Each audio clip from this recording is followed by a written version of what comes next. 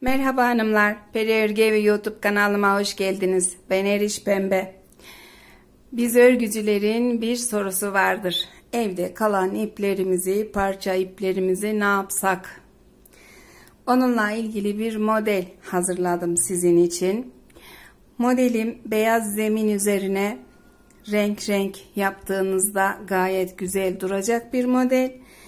Artı çok kolay bir model. Tüm yeni örgüye başlayanların örebileceği bir model ve usta örgücülerin, sürekli örgü yapanların evde kalan iplerini değerlendireceği bir model.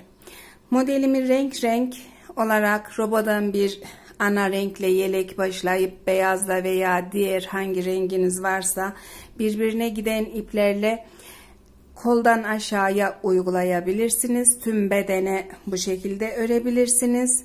Roba sade, beden bu şekilde. Örgümün ters yüzü de gayet temiz.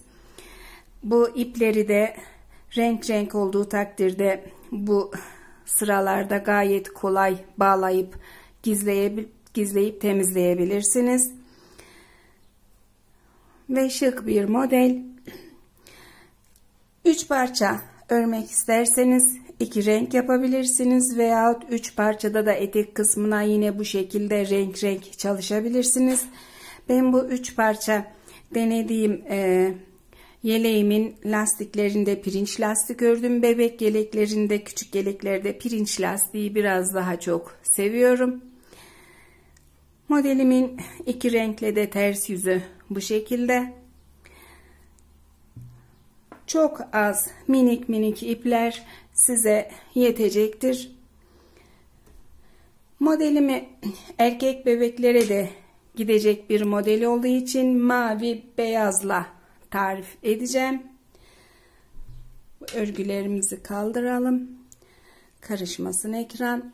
Mavi beyaz tarif edeceğim parçada 18 ilmek attım şişime. 18 ilmeği 2 sıra düz örgü öreceğim. Model uygulamadan önce. Tüm ilmekleri düz örüyorum.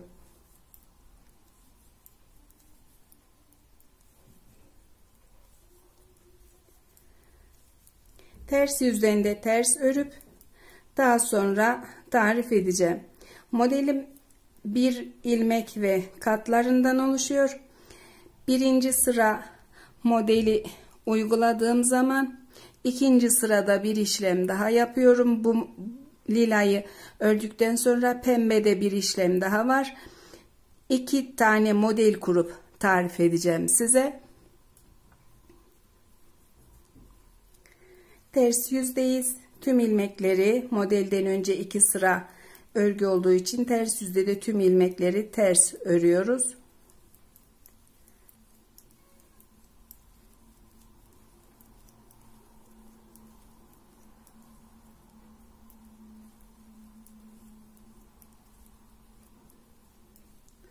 Ve tamam.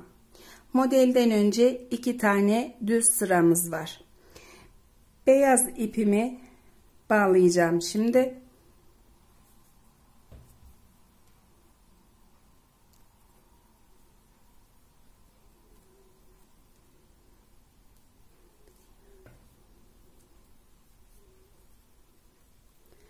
Bu mavi ve beyaz ipim ikisi de Nako Elite Baby. Diğer iplerim evde kalan Alize ve diğer markalardan. Modeli uygularken bu model yapacağınız iplerin zemindeki iplerden bir tık kalın olursa daha güzel olur veya aynı kalınlıkta olursa. Bu ikisi aynı marka ve aynı kalınlıkta. Kenar ilmeğimi ördüm. Bir ilmek mavi düz ilmek örmeden şişime aldım. 2 ilmek var şişimde. Bir kenar ilmeği, bir mavi ilmek örmeden. İpim örgünün ters yüzünde. Devamında bir tane düz beyaz ilmek ördüm. Yine ipim ters yüzde. Örmeden yine bir mavi ilmek aldım. Bir ilmek daha beyaz ördüm. Tekrar bir mavi ilmek örmeden bir beyaz ilmek.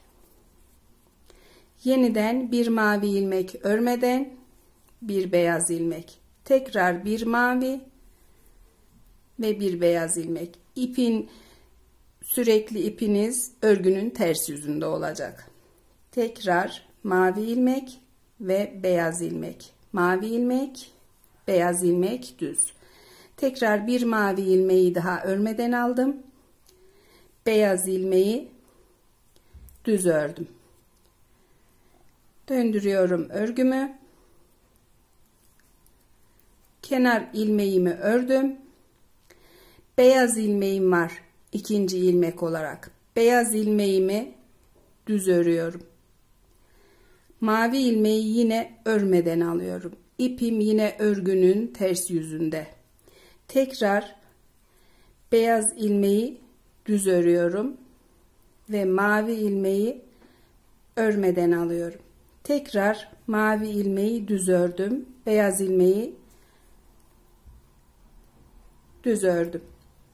Mavi ilmek örmeden, beyaz ilmek düz. Tekrar mavi ilmek örmeden, beyaz ilmek düz. İpimiz örgünün ters yüzünde.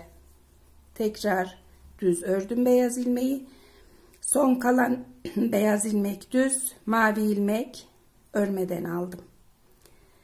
2 sıra modelimiz ve bitti. Mavi ipimizi alıyoruz tekrar.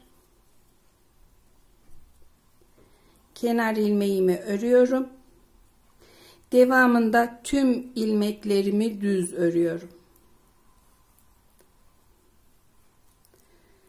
Bütün ilmeklerim düz.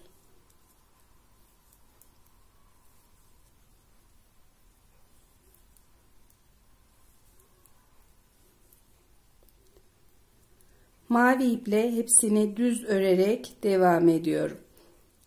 Model arasında 4 sıra mavi öreceğim. Eğer daha yakın yapmak isterseniz model yine olur. 2 sıra düz ördükten sonra da bu modeli yapabilirsiniz. Bu tarifimde 4 sıra olarak öreceğim aralarına. Ters yüzde tüm ilmekler ters.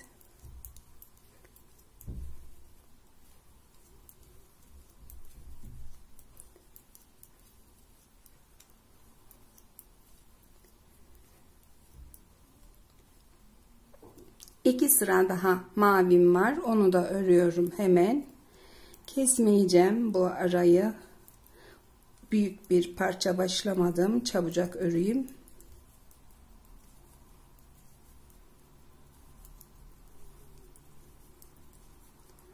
Hepsi düz ilmeklerin ve bir sıra daha mavi ters yüzden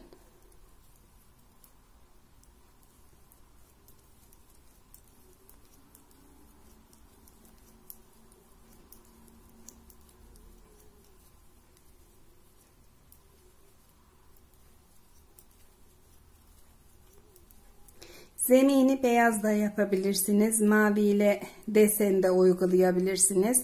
Daha çok belli edecektir. Tarifte beyaz biraz zor olduğu için zemini mavi yaptım.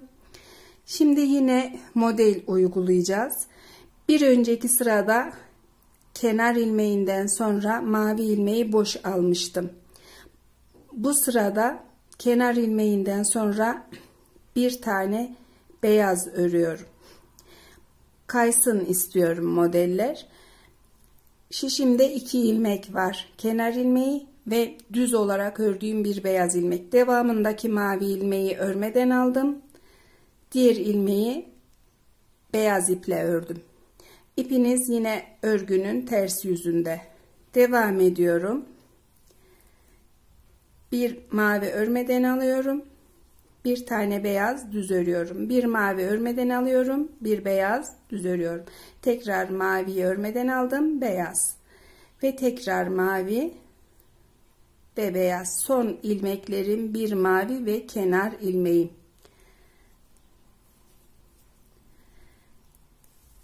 Kenar ilmeğimi ördüm. Beyazla. İpim yine örgünün ters yüzünde, mavi ilmeği örmeden aldım. Beyaz ilmeği düz ördüm. Mavi ilmek örmeden aldım. Beyaz ilmeği düz örüyorum. Modelimde sıralar aynı, sadece yerlerini değiştireceksiniz. Mavileri örmeden alıyoruz, beyazları düz örüyoruz. Ve son kenar ilmeğimi taktım. Yine mavi ipe geçip 4 sıra mavi örgü öreceğiz. Bu sırayı 2 tane de yapabilirsiniz. Birbirine daha yakın olur. O da hoş duracaktır. Tüm ilmeklerimi düz örüyorum.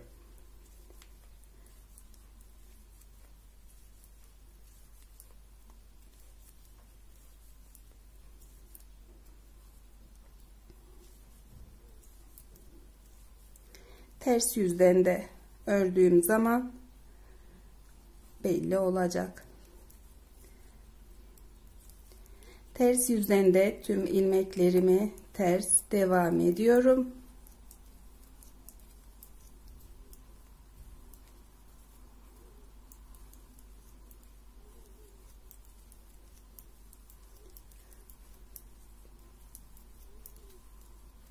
Tarifimin son sırası.